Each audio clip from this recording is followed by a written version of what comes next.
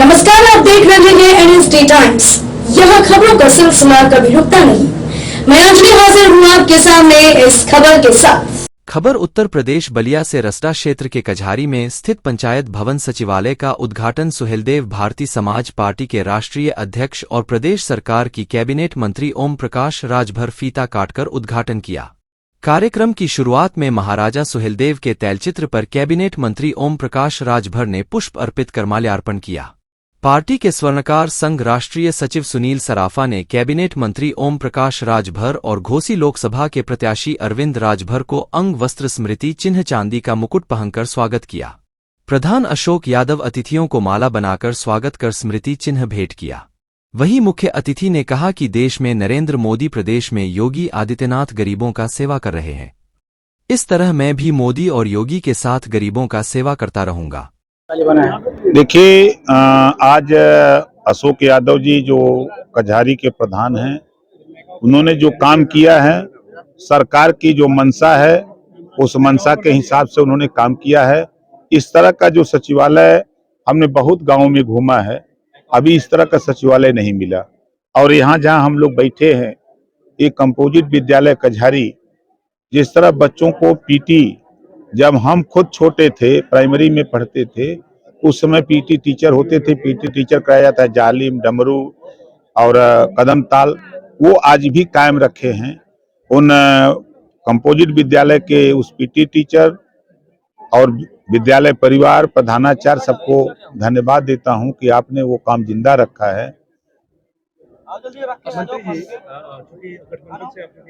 Cabinet मंत्री बन गए हैं, जानने का प्रयास करेंगे। लोगों की चर्चा है कि आपके पहले तौर पे मुख्यमंत्री जी का, प्रधानमंत्री जी का कहीं भी तस्वीर नहीं दिख रही है।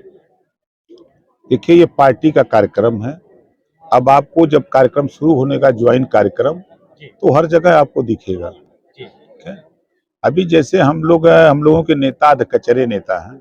अधकचरे समझ रहे हैं, परिपक्व नहीं है कि हमको किस तरह का बैनर बनाना चाहिए, क्या करना चाहिए। तो जैसे आपके सुझाव हैं, अब आगे कार्यक्रम होगा तो आपको नहीं इस तरह का मिलेगा। जी, मंत्री जी, जानने का प्रयास करेंगे, क्या अखिलेश जी की दोस्ती अच्छी नहीं रहेगी आपके साथ?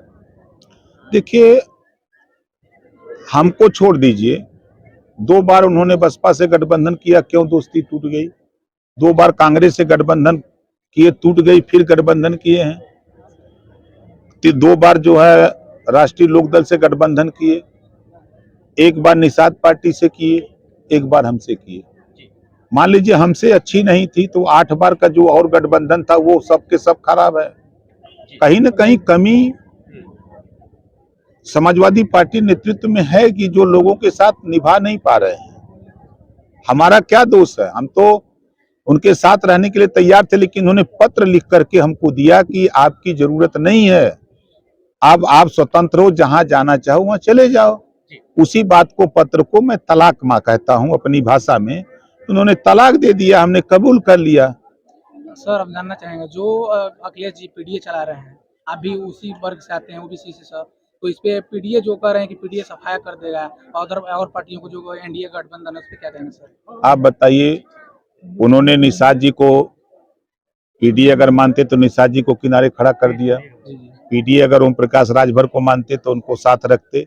अभी चकचक चल रही है, पल्लवी पटेल से आप सुन ही रहे हैं, स्वामी प्रसाद मौर्य जी को किनारे लगा दिया।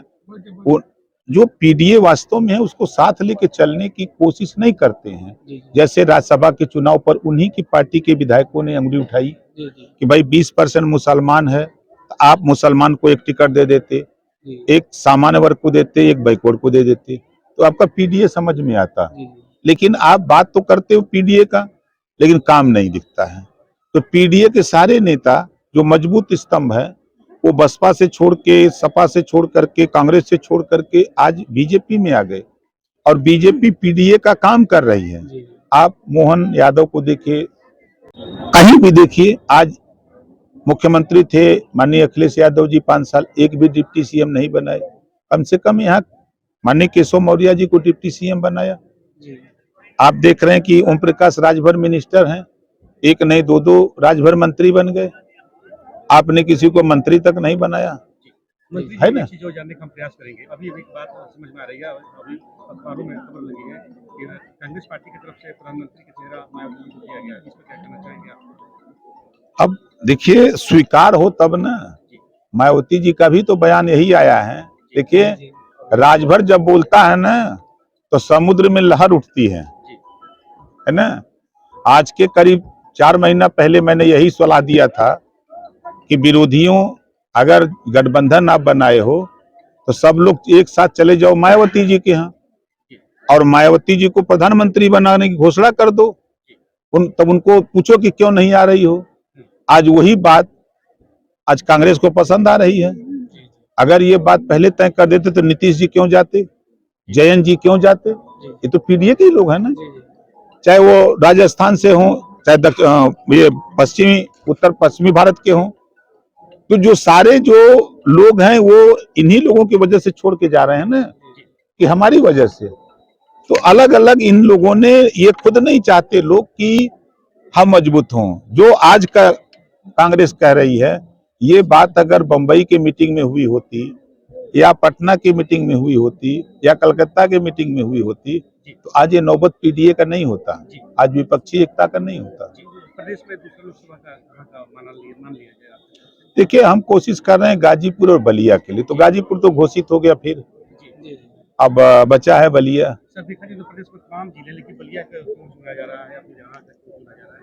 चुनने का नहीं, बलिया देखिए, बलिया आजादी के पहले आजाद हो गया, इस नाते बलिया चुनते हैं। बलिया के अनाज में बड़ी गर्मी है। Thank you. बलिया के लोग क्रांतिकारी होते हैं, इस नाते बलिया। मैं यहाँ के प्रधानाचार्य जी और जो शिक्षक करने वाले बच्चों का जब नाम आता है तो बहुत सारे लोगों की मानसिकताएं धूमिल हो जाती है। हमारी पार्टी, हमारे नेता हमेशा कहते हैं कि भाई जब देश एक है, संविधान एक है, तो शिक्षा में दोहरी व्यवस्था क्यों है? और ये दोहरी व्यवस्था जब तक रहेगी तब तक स्कूल में प्रतिभा दिखने वाली नहीं है। और मैं धन्यवाद फिर देता हूँ, बार बार धन्यवाद देता हूँ कि ऐसे प्रतिभावान बच्चे हमेशा सरकारी विद्यालय में ही पाए जाते हैं और सरकारी विद्यालय से पढ़ने वाले बच्चे ही इस देश का नाम रोशन करने का काम करते हैं। कैसे हो ये सारी सुख सुविधाएं और सारा परिवर्तन तभी संभव है जब उत्तर प्रदेश और देश की राजनीति में जो सरकारें हैं उन सरकारों के द्वारा जब नियम और कानून बनाए जाएंगे तभी जाकर के व्यवस्थाओं में परिवर्तन कर रहे हैं। लेकिन हमारा जो मानना ये है कि ये परिवर्तन सिर्फ भाषण देने से नहीं होगा, ये परिवर्तन सिर्फ हम सबको, आप सबको एकत्रित करने से नहीं होगा। लोकतंत्र में 5 साल बाद चुनाव होता है, 4.5 साल तक सारी योजनाएं बनती हैं और जब समय आता है महापरिवर्तन का आगाज करने का, आपको एक वोट देने का, आपका एक वोट ही आपकी व्यवस्थाओं में बदलाव ला सकता है। साथियों, आपके विद्यालय में बदलाव ला सकता है, आपके बच्चों की शिक्षा में बदलाव ला सकता है, बेरोजगारी को दूर किया जा सकता है, अशिक्षा को दूर किया जा सकता है। कहीं न कहीं आपका एक वोट इस देश को सर्वोपरि भी सर्वोच्च बना सकता है। इसलिए मेरा आपसे आग्रह होगा कि प्रधानमंत्री और समर्थकों के संघर्ष की देन आज पूरे देश ही नहीं पूरे दुनिया में चर्चा हो रही है। क्यों हो रही है? आज इस आंदोलन को लेकर के हम लोग निकले और उस समय जारी जमरू पीटी कराया जाता था 50 साल पहले। आज हम कानपुर विद्यालय कठारी के अध्यापक, पीटी टीचर, प्रधानाध्यापक, हम सबको धन्यवाद देते हैं कि आपने ये जीवन स्थापित किया। हमारे मित्र हैं खेल मंत्री, हमारे मित्र हैं शिक्षा मंत्री, क्योंकि अब हम सरकार में आप लोगों के आशीर्वाद से सरकार में गए हैं। जिस तरह का सहयोग आपको चाहिए आप बेहिचक हमसे मिलिएगा, हम आपकी पूरी मदद करेंगे। ये जो अभी आने से पहले विद्यालय पर इस गांव के हमारे प्रधान अशोक यादव जी और ताली बजा के इनका स्वागत करिए। आपके गांव के प्रधान हैं, इन्होंने सचिवालय बनाया। जिस तरह कानपुर विद्यालय कि हमारे अध्यापक पीटी टीचर और प्रधानाचार्य के द्वारा आज जो 50 साल पहले की शिक्षा है, पीटी का काम है, उसको उन्होंने जिंदा रखा।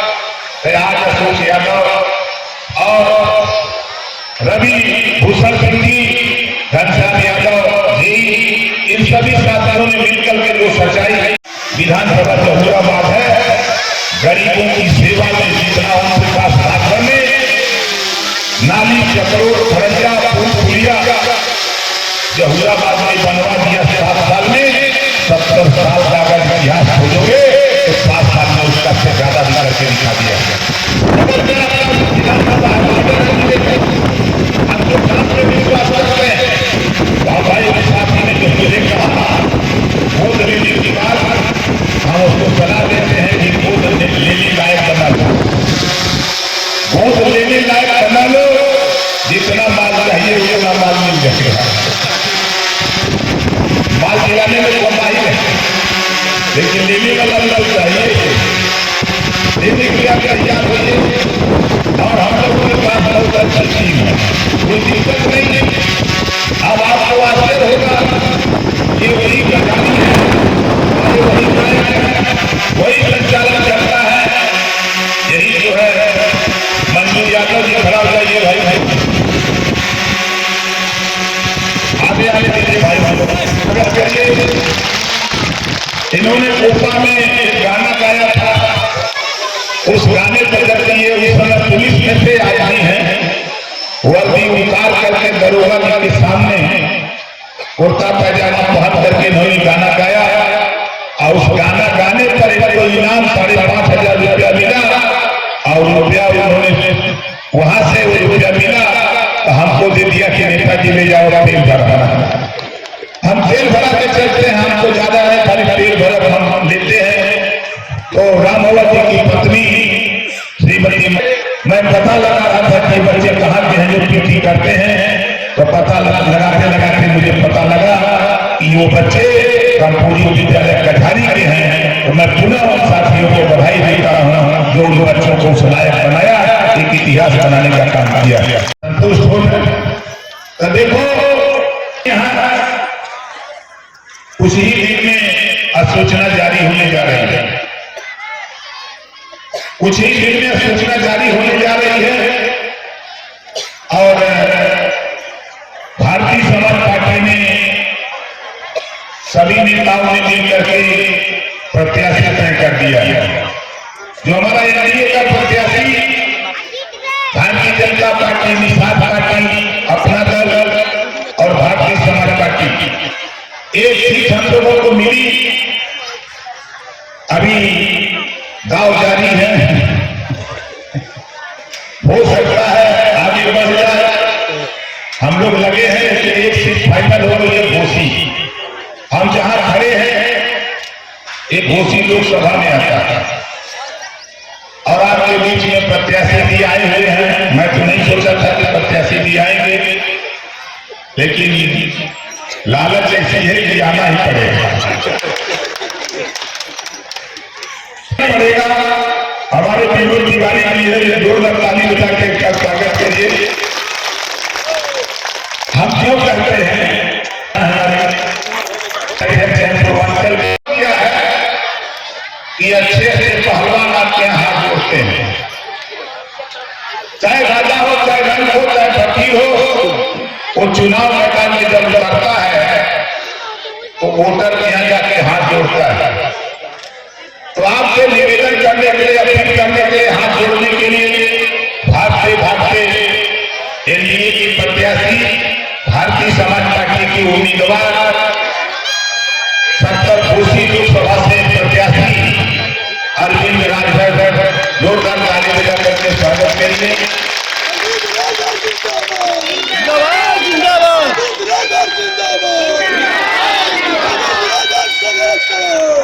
इस कड़ी में बस इतना ही। ताजा तरीन खबरों के लिए बने रहिए NSD टाइम्स के साथ। मुझे इजाजत दीजिए, नमस्कार।